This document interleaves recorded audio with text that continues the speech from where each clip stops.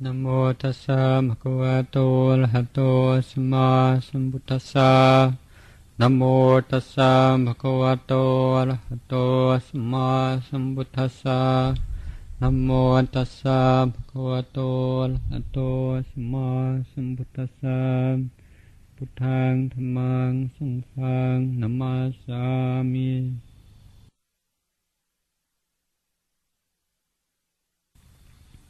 In the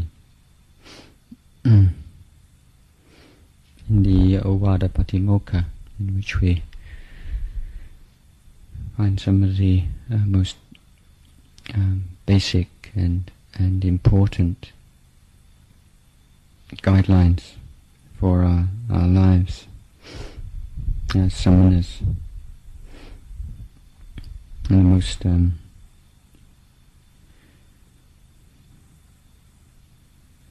fundamental definition of the samana, or of the one who's left the household life, is one which stresses harmlessness, and this is a offering. This is something that we give the world. Through our way of life, that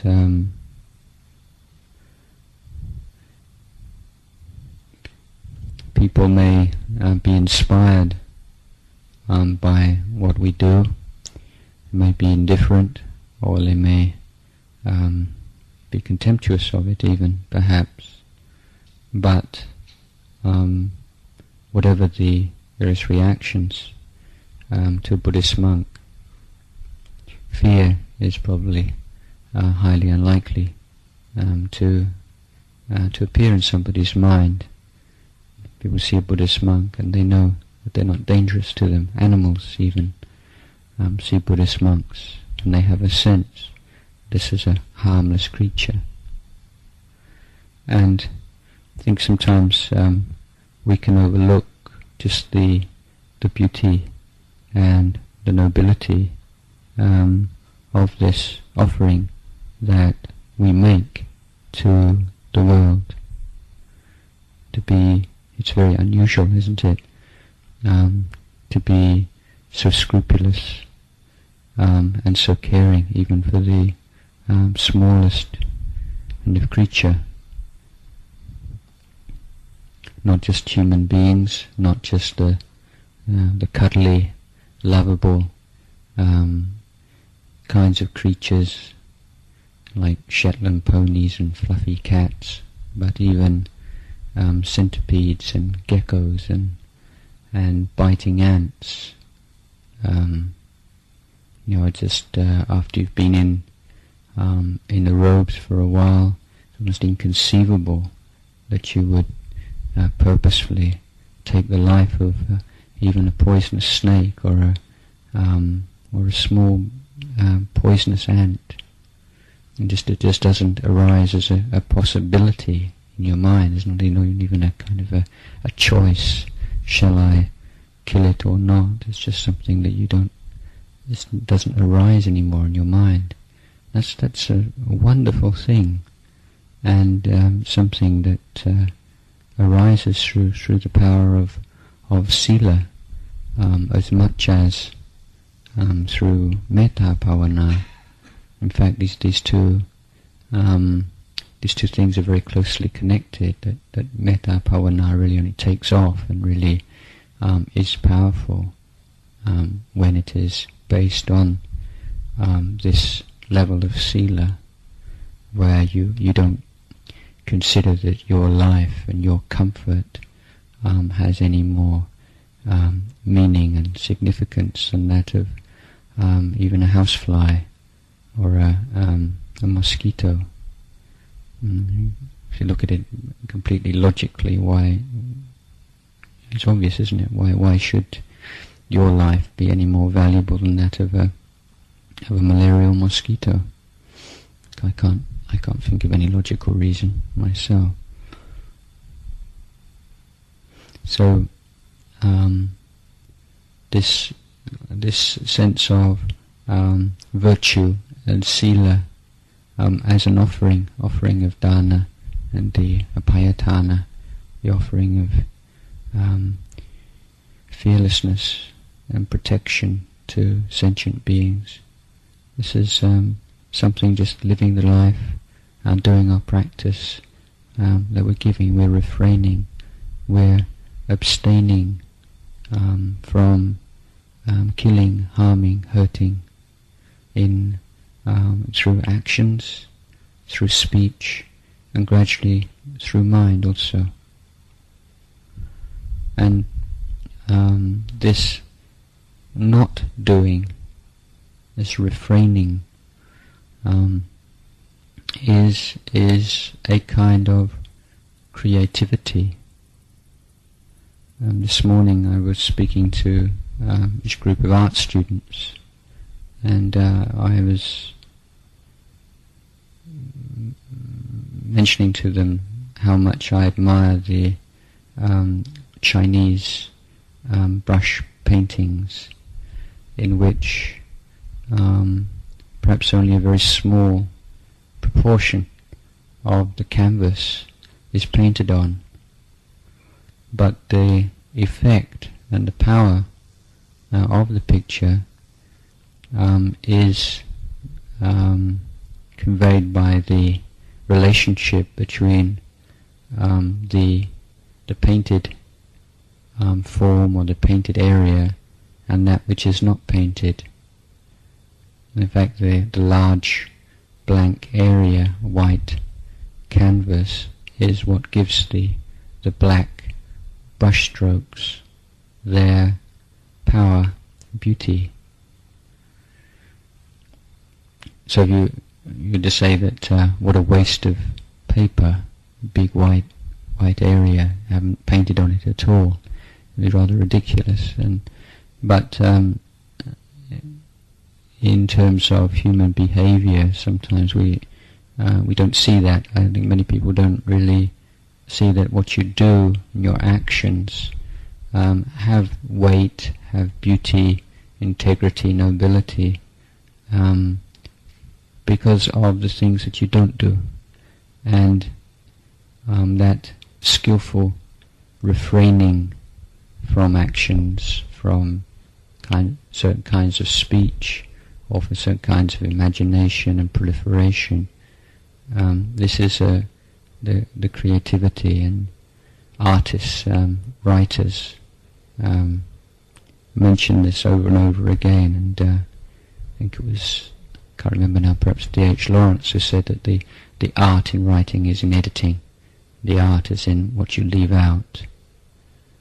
And many writers will say that it's much more difficult to write a very simple, clear style than a very ornate and complicated style. The simplification is the skill, and this is another aspect of our life, isn't it? This the simplification, and making that a standard or something to come back to measure your practice also. Just how simple is your life? Is your life getting more complicated? If there are a lot of things going on and there's getting more complications, then needing to move away from the simplicity that the Buddha recommended for us. It's taking joy in simplicity that leads the mind to peace. What could be more simple than the samatha object? Whether it is the breathing process, or the mantra, or the concept of metta, or whatever. But the whole point of a samatha object is that it's not complicated, that it's actually going against the whole tendency for proliferation, or papancha, called in Pali.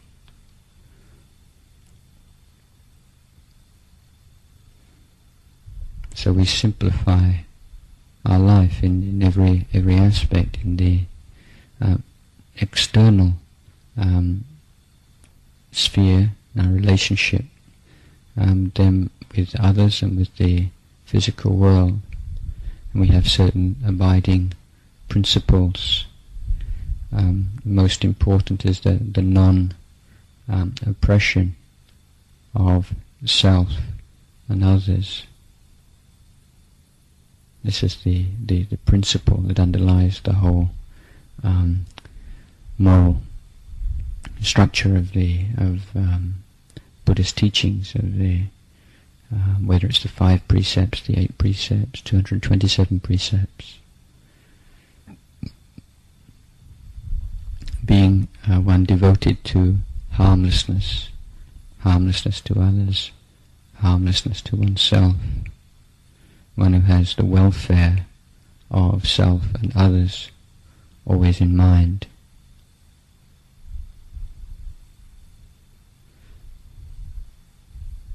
The welfare of self and others is complementary.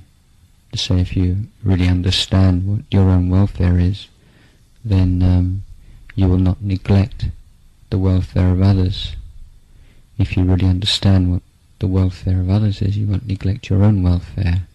When there seems to be some conflict between them, then it usually means that you've lost the balance, or you've lost a clear understanding of what benefit really means.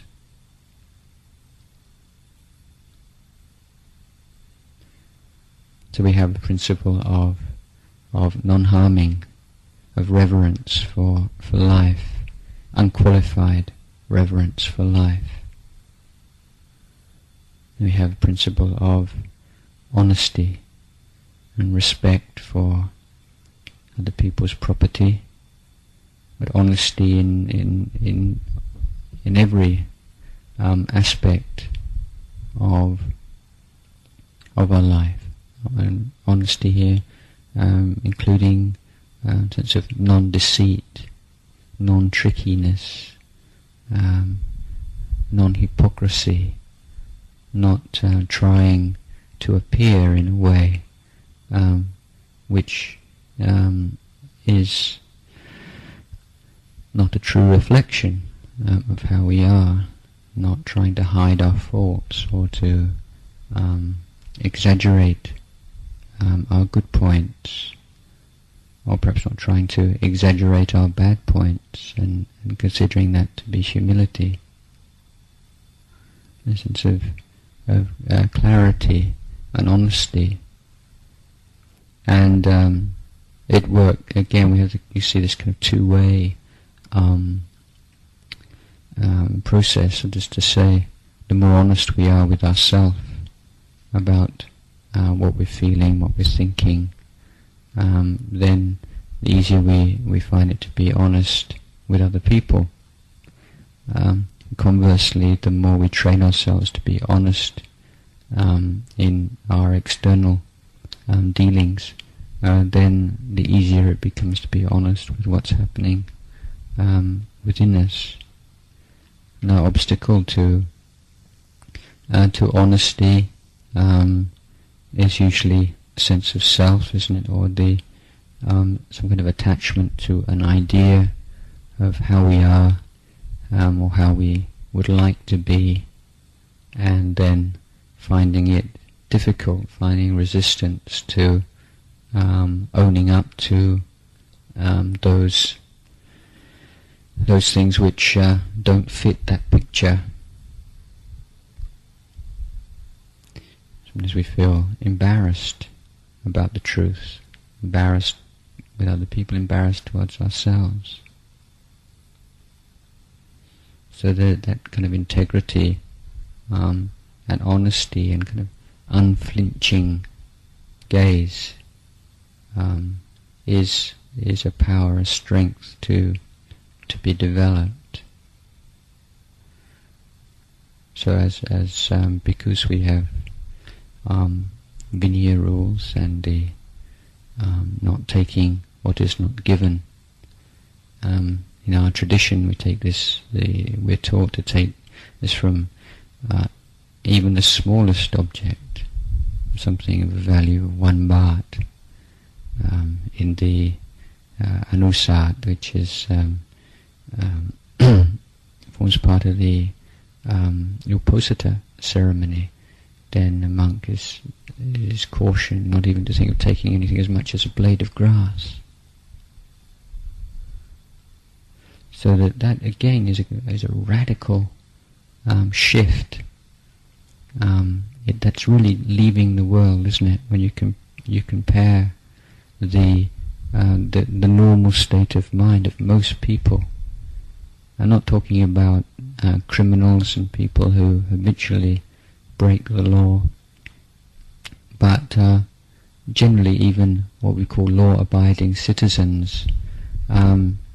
There are very few who would not take advantage of some kind of little loophole if it was available to them, who are not willing to just to bend their principles a little bit every now and again, but to take that absolute standard of honesty. Perhaps it's a little more common than someone taking a complete strict, if you like, scrupulous standard of non-harming, but still it's an unusual thing, and to make that consciously make that a pole or a fundamental principle of your life in the world is extremely unusual.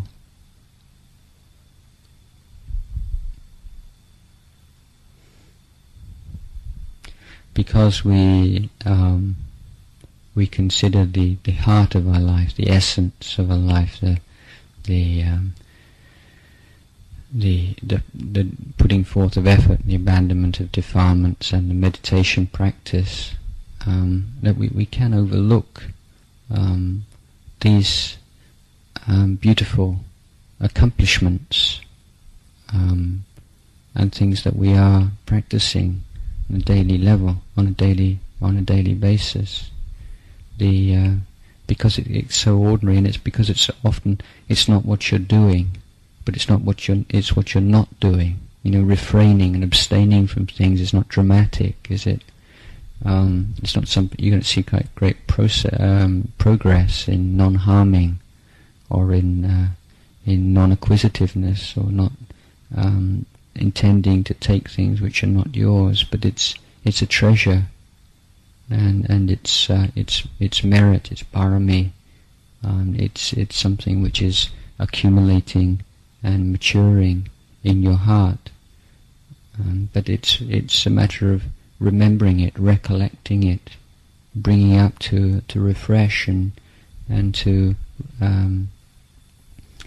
give joy to your heart, to seeing the beauty of virtue. The Buddha is saying that Sila is the most beautiful ornament, and seeing the beauty of it.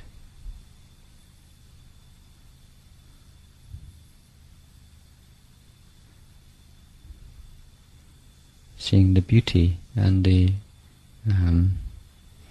wonder, like of group of young men, most of you young. I'm getting on a bit more now in Ajahn Vipassana, but being able to live a celibate life. I mean, this is almost unbelievable to many people in the world.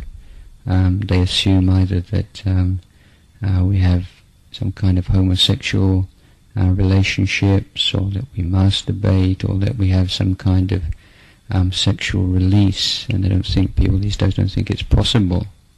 Hardly credit the idea that a community of young men can live in a completely chaste way and not be completely screwed up, repressed, misogynist, or whatever. But we do it. We do it very successfully. And it's something that's it's hard for for most of us, if not, it's difficult, if not difficult all the time, then there are certain periods of time when it's difficult, and it's a struggle for almost everybody. But it's something that to take pride in, that you can do that.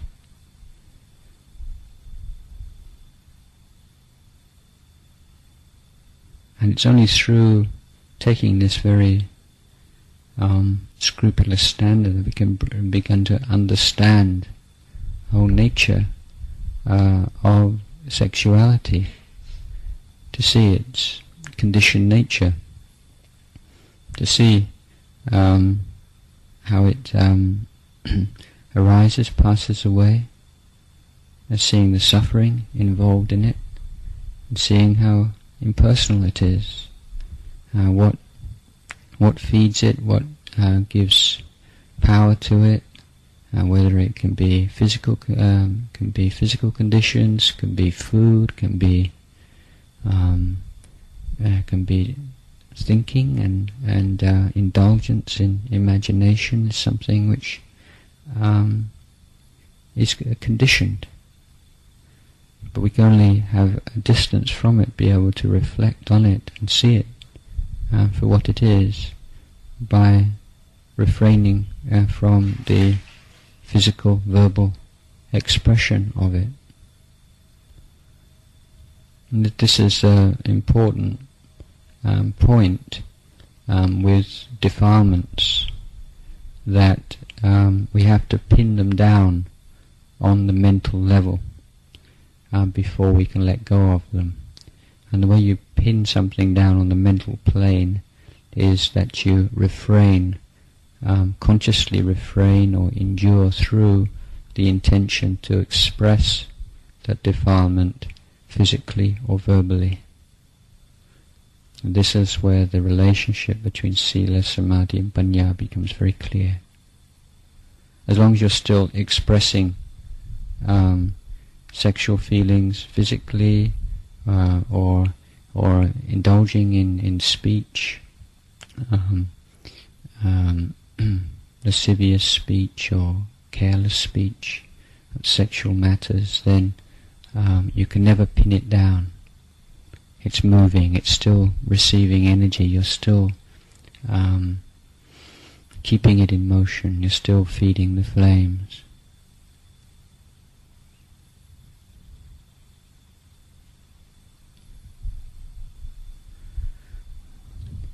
So we, as celibate monks, we take a whole new stance towards our sexual feelings and towards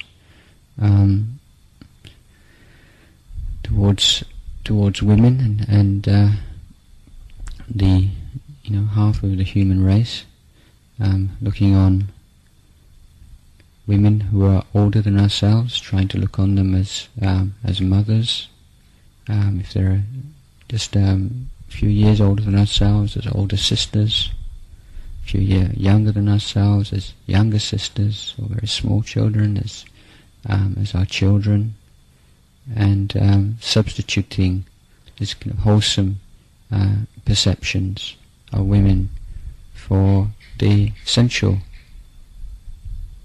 And this is again a wonderful gift that you can give women. An attractive woman comes into the sala or comes into the monastery, and you refrain from indulging in sexual perceptions, sexual thoughts about that woman, and substitute it with wholesome reflections, whether it is consciously trying to perceive the woman as a sister,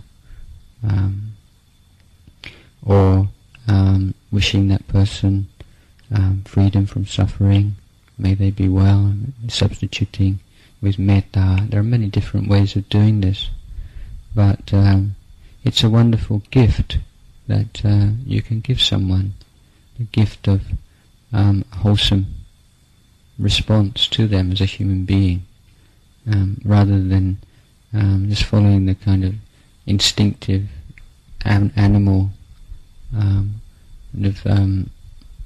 obsession with some particular aspect of their physical appearance or their physical body.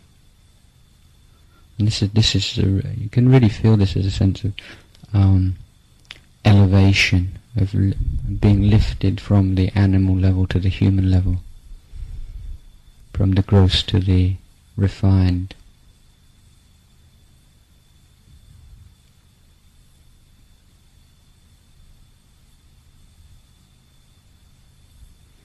We have a sense of sobriety,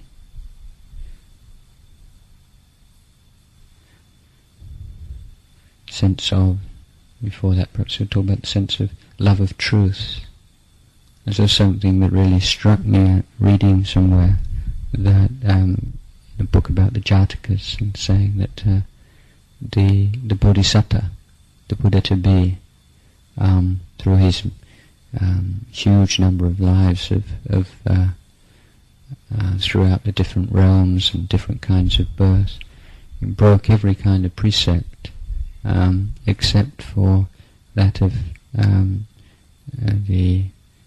telling lies. There's no Jataka story, as far as I'm aware of, where you find a bodhisattva telling a lie. Sometimes he kills, steals, commits adultery, gets drunk, I think even, but you won't find the bodhisattva lying, as far as I know. This is it's an incredible thing. So the power of that. So you find in many lifetimes the bodhisattva has this power that comes from his speech, where he makes a kind of adhitān. I have never in my life done this or done that. By the power of this, of these words, may such and such happen, and it happens. And this is a marvelous, magical kind of thing, that the truth has some kind of power which manifests itself in the physical world. It can actually affect events, can affect things in the most marvelous kind of way when someone's built up that power of truth. By drawing on that power of truth and making a solemn declaration of truth, and the most amazing things can be affected, as can be seen from many occasions in the career of the Bodhisattva. Taking a real joy and a pride, wholesome pride, in caring for the truth. And we have one word the Buddha used was Satyanuraka, caring for the truth, loving the truth, being devoted to truth, and being careful to distinguish between what you know and what you believe and what you think, what you perceive, not confusing them.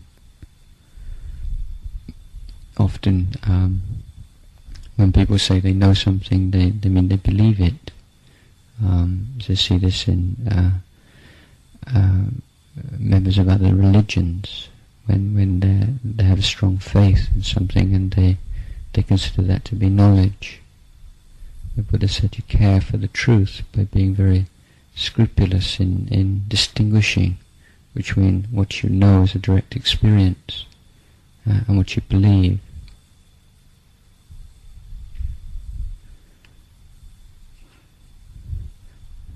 And we have the devotion to sobriety. And sobriety is doesn't have such a sort of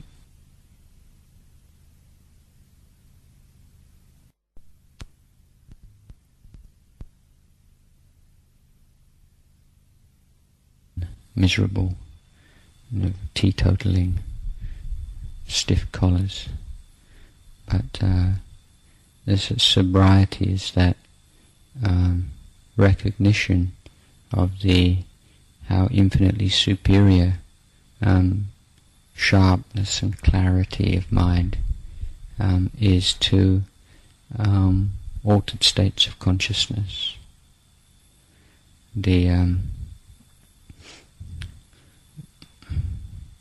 When I after my travels and adventures in the East, in India, on my way back to England, I stopped off to visit a lady friend in mountains in Austria, and I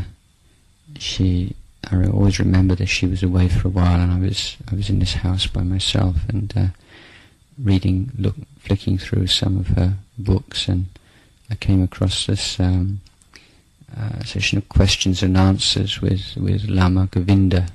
I think some kind of Westerners in India had asked him all these questions, and he gave a marvelous answer to one question, which is one of those times when something's just you read it at just the right time for you. And someone asked Lama Govinda, said, "What do you think of mind-expanding drugs?" And he said, "Well, if you've got an ignorant mind, all you get is expanded ignorance." And I thought it was so right on the spot. And yeah, I mean, if you're altering mind expanding, mind altering drugs, altered states of consciousness, it's all within the sphere of darkness, isn't it? You're still playing around with different modes of ignorance. You're not actually going beyond. You're not transcending. You are transcending one particular state of ignorance, but you're still in the same building. You haven't got out of the building. You're still in the prison. So this sobriety is that turning away from the whole razzmatazz of strange and unusual experiences and visions and physiological, mental states that are available through chemical means, and taking a delight in the simple, down-to-earth clarity of awareness, of the eye seeing forms, the ear hearing sounds, the nose and odours, the tongue and flavours, the body and sensations, the mind and ideas, and seeing, being with things as they are, and taking joy in that.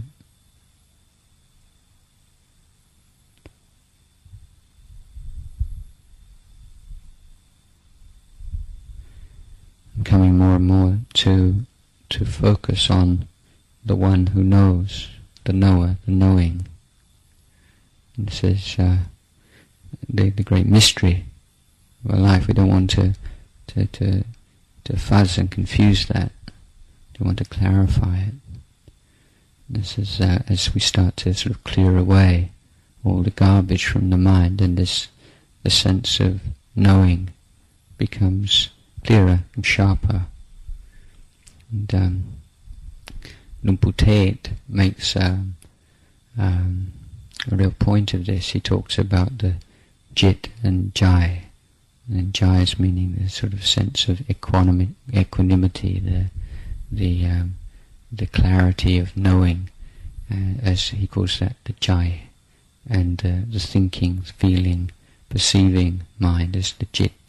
This is his way of talking, and he gives a very simple way of understanding what he's talking about. He says, just hold your breath for a few moments.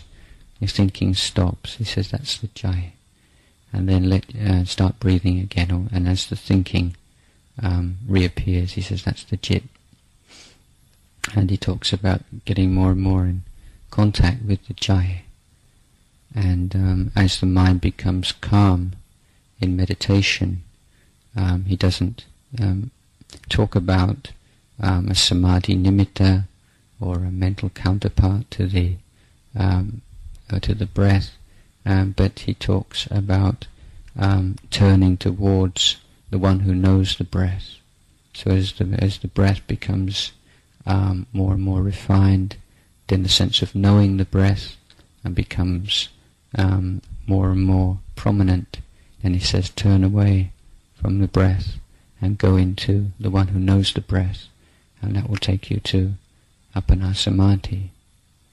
So he's sharpening this sense of knowing, being the one who knows, and that is what takes you to peace. And this is another technique used by one of the great meditation masters. But this ability to go from the obsession with the content of experience to come back to the state of experiencing, and that which is experiencing is that which is simplifying and bringing the mind more and more together. It's becoming more and more composed and more one-pointed.